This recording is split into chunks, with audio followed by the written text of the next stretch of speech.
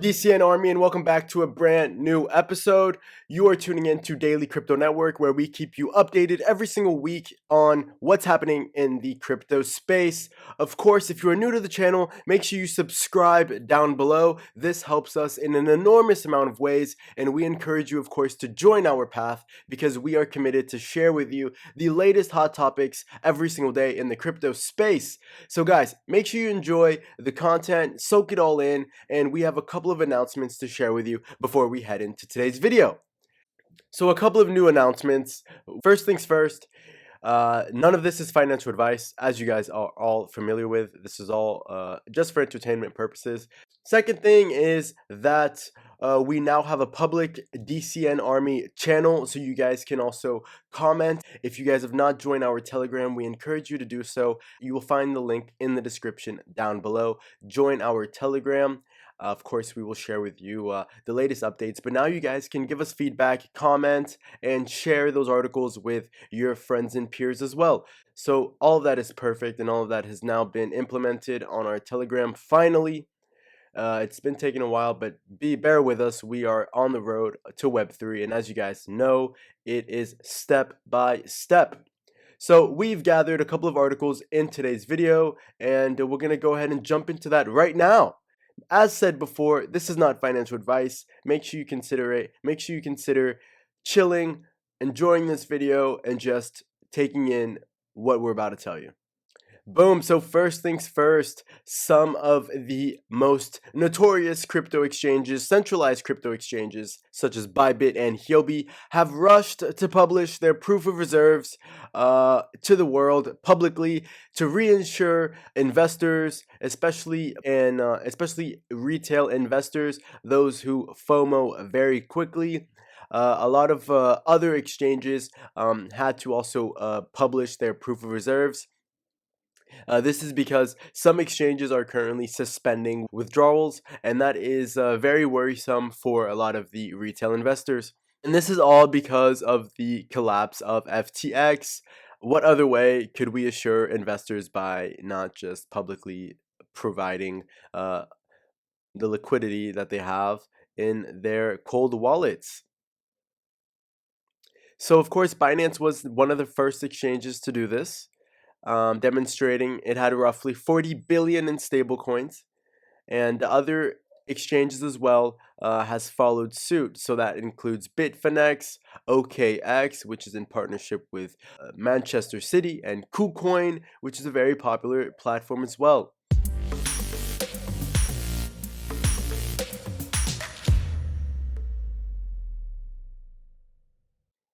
Make sure you have a look at this description down below if you want to have a bigger dive on what proof of reserves are. And later in today's video, matter of fact, let's jump into it now. CoinMarketCap, the go-to platform for all things related to the Bitcoin and crypto space.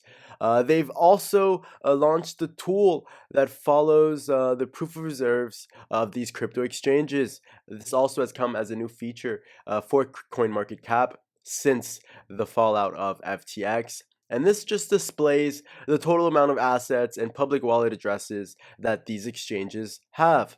CoinMarketCap is doing everything to give the retail investor the most amount of information, market research, and just traceable information possible. CoinMarketCap is definitely a go-to platform in that reassurance phase for retail investors.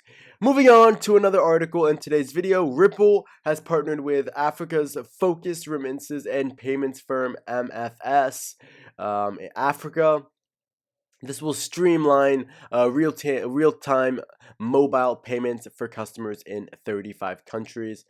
Also known as on-demand liquidity. This is exciting for Africa and also for just Ripple in general, that continues to break down barriers regardless of the SEC and their lawsuit. Yep, so they've partnered with MFS, which has around 800 payment corridors across the entire continent, and that goes to around 35 countries. This is definitely a big step forward for banking the unbanked, and of course, there we have opportunities to give those people access to financial products, and inclusive benefits. Definitely have a look at this article down below. The partnership between Ripple and MFS will definitely bring a lot for people in Africa to also access new types of financial products and simply a new way to just transfer money, right? In a simple yet effective crypto way. Here we are. Fourth article of today's video. Bitstamp has received a crypto license from the Bank of Spain. So the EU-based exchange is the 46th crypto business in the country to obtain a permit which allows them to offer virtual currency exchanges for fiat currency in Spain. How exciting, and another step forward for exposure and, of course, gearing up to some sort of regulatory requirements, and this is also happening in real time. Let's see what this article has to say. For example, Binance and Bitpanda have also received virtual assets licenses in Spain. As well, Telefonica, which is a huge company based in Madrid, has enabled payments with cryptocurrencies like Bitcoin, Ethereum, and any of your other favorite cryptocurrencies. And they accept payments now via its online tech marketplace called Tu. And this crypto payment feature was provided by crypto exchange Bit2Me, which allows them to receive crypto in exchange for their tech products, sold by Telefonica, of course. We have the assumption that little by little, step by step, day by day, we're moving forward to different types of regulatory and compliance rules for this entire space. Make sure you stay tuned just down below. As you can see in the title of our video, is crypto dead? That's up for you to decide. But here, Istal, which is also visible on the Brazil national team's football jersey, they're sponsored by the national team. Istal, which is the biggest bank in Brazil, will now begin to offer cryptocurrency custodial services. This bank is so big that they have $400 billion in assets under management, and they are located, of course, in Latin America. And their digital division that handles crypto will now begin to offer custodial services. So it will begin, of course, it will begin this year with custodial services of their own crypto. And then they will expand next year into offering custodial services for corporations and institutional clients.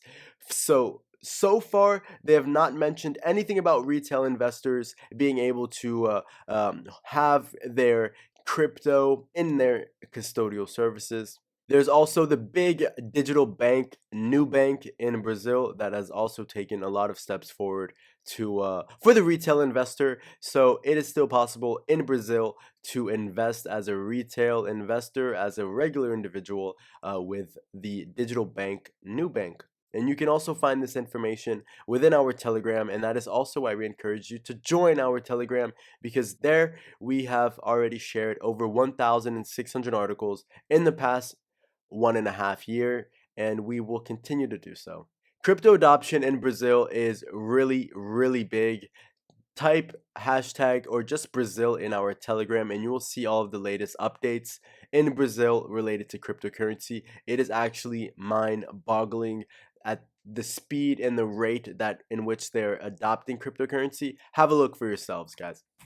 Here we are with another article of today's video.